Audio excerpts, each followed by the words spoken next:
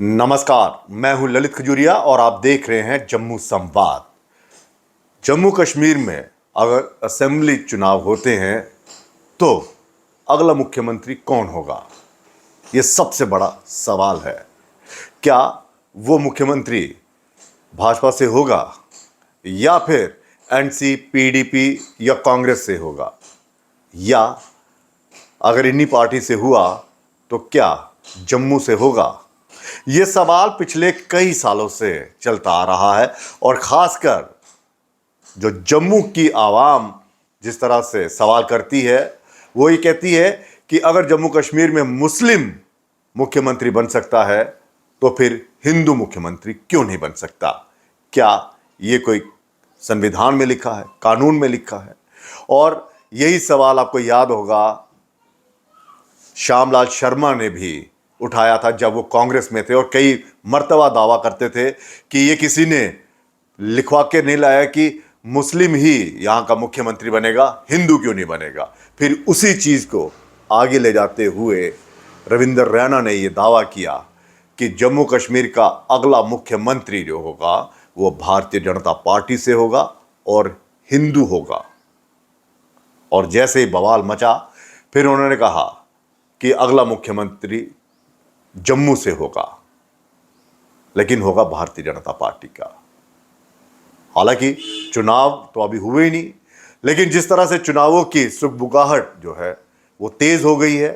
गृह मंत्री अमित शाह ने साफ कहा है कि अब हम पहले यहां पर चुनाव करवाएंगे असेंबली के और फिर उसके बाद जो है स्टेटहुड का दर्जा भी मिलेगा, क्योंकि सुप्रीम कोर्ट ने बाकायदा ये निर्देश दिए हैं कि 30 सितंबर 2024 एक डेडलाइन है, उससे पहले यहाँ पर असेंबली चुनाव करवाइए।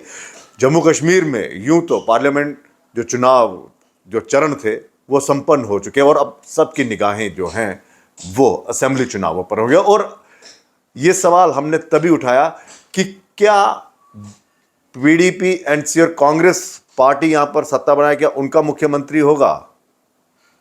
सभी यही सोच रहे हैं कि शायद गठबंधन से होगा, लेकिन इन तमाम अटकलों को दरकिनार करते हुए पीएम डॉक्टर जितेंद्र सिंह ने एक बड़ा ही संतुलित और भारतीय जनता पार्टी को जिस तरह से पूरे देश में जो पिछले 10 सालों में समर्थन मिला है उसको ध्यान में रखते हुए और जम्मू कश्मीर में जिस तरह से काम हुए हैं, जो दावे करती आ रही है भारतीय जनता पार्टी, उसको जहन में रखते हुए कहा है कि अगला मुख्यमंत्री जो है वो भारतीय जनता पार्टी का होगा और वो हिंदू भी हो सकता है, मुस्लिम, सिख, ईसाई, यानी कि ऐसा कोई वो नहीं है कि हाँ जी सिर्फ हिंदू ही होगा और या फिर जम्मू से होगा।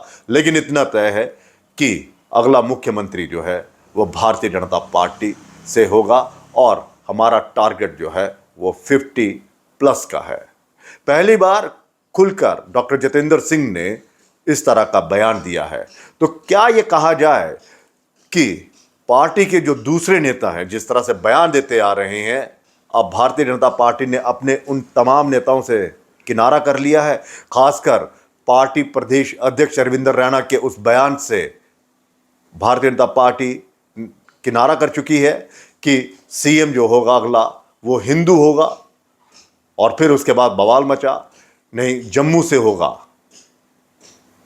तो क्या भारतीय जनता पार्टी को अब ये समझ में आ गया है कि हमें सब चलना है, हमें किसी तरह का कोई भेदभाव नहीं करना है और मुख्यमंत्री जो है वो भारतीय जनता पार्टी का होगा, चाहे वो किसी भी धर्म का हो।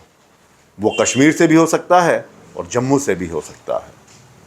तो पिछले कई सालों से जो भारतीय जनता पार्टी बार बार ये एक आवाज़ उठाती आ रही है और तमाम उन कश्मीरी नेताओं के खिलाफ बोलती आ रही है कि भाई साहब आप ही का मुख्यमंत्री बनेगा, वो भी कश्मीर से बनेगा, तो फिर भारतीय जनता पार्टी का मुख्यमंत्री जम्मू से क्यों नहीं बन सकता? तो क्या ये उन चीज़ों पर विराम लगा चुके हैं या फिर उन्हें पता चल गया कि भारतीय जनता पार्टी के जो दूसरे नेता हैं जब इस तरह के बयान देते हैं कि हिंदू ही यहाँ का मुख्यमंत्री बनेगा और जम्मू से ही मुख्यमंत्री होगा, तो ये चीज़ें जो हैं वो मुश्किल में डाल देती हैं। क्योंकि बीजेपी के खासकर प्रदेश अध्यक्ष रविंद्र रैना जिस तरह से बयान देते आ रहे हैं, वो कहीं ना कहीं भारतीय जनता पार्टी को मुसीबत में डालता है। आपको याद होगा, ऑडियो वायरल हुआ था जब शक्ति परिहार जी को कहा था उन्होंने कि भाई साहब टेंशन मत लीजिए, हमने कई आपके जो वोटर हैं वो आपके चुनावी क्षेत्र में डाल दिए हैं। ये बयान आपको याद होगा डेली वेजेस का, कि मैंने मसला हल कर दिया है, टोल प्लाजा को लेकर कई ऐसे वो थे।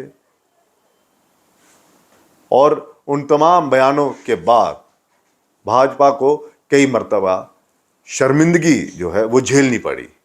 तो अब डॉक्टर जितेंद्र सिंह ने शायद जम्मू कश्मीर की राजनीति में एक नया रोल निभाएंगे, और उसी को ध्यान में रखते हुए उनका यह बयान जो है वो कई मायने रखता है कि अगला मुख्यमंत्री भारतीय जनता पार्टी का होगा।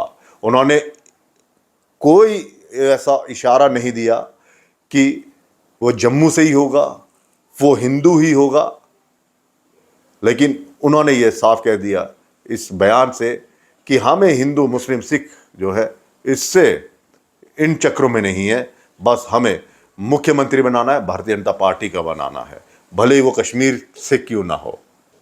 ये एक इशारा कर दिया है। तो क्या उन तमाम नेताओं के बयानों पर अब नज़र रखी जा रही है जो इस तरह के बयान देते आ रहे हैं? और जिस तरह से पुराने बयान देखें तो भारतीय जनता पार्टी जो है वो कई बार विवादों में भी फंस जाती है, और फिर ये कहा जाता है कि ये उनका व्यक्तिगत बयान है, ये पार्टी का नहीं है।